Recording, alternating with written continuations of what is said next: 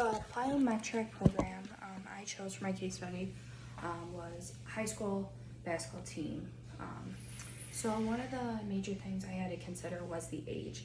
It is a pretty intensive sport, but with them being a little younger and not quite adults yet, so that was something I had to keep in mind. For my warm-up, I chose a general warm-up. So I chose that for just 5 minutes of speed walking or jogging, depending on what level the athlete would be at. Obviously, if they're a little more advanced and experienced, they would jog. If they're just kind of starting off, that would be a speed walk. For stretching, the first stretch I had is hands behind your head. So just stretching. I said 15 seconds for that, each arm, 3 times. Next is just toe touch, so that's just bending down, stretching those legs out, and that is for 15 seconds. And the next I did was a trunk twist, so just twisting side to side for 30 seconds. Those were all static and dynamic, just to get the upper, lower, and abdominal area warmed up. The next is the specific warm-up. For that I did a little bit more specific to basketball. So first one is high knees. They would do that for 30 seconds. The next one is butt kicks, so just opposite, warming the hamstrings up. And then the third are arm circles. So that's just warming the upper body up front and then back.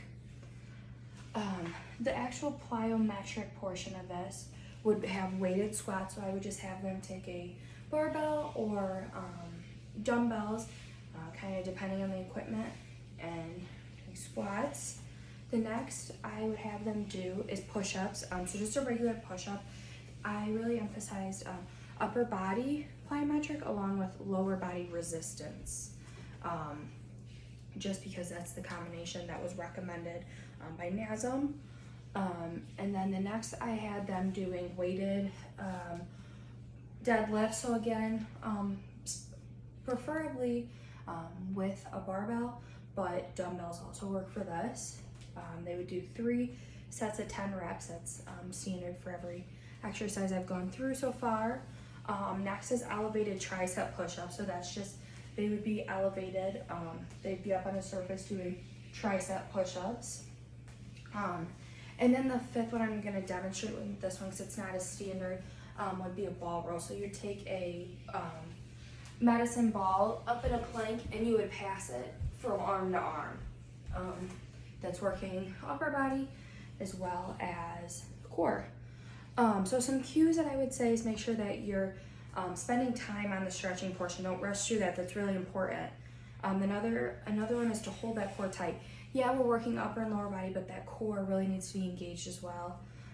Next is to hold core tight in all exercises like I went through, and then use your breathing technique. Make sure you're breathing through all these, not holding your breath, really inhaling at the easy part, exhaling at the hard part.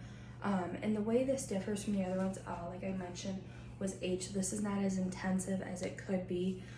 The sport, let me see if the other 2 are here. Compared to water polo, that would use a lot of different muscles, the same as fencing. Fencing would be a lot more upper body, not so much lower.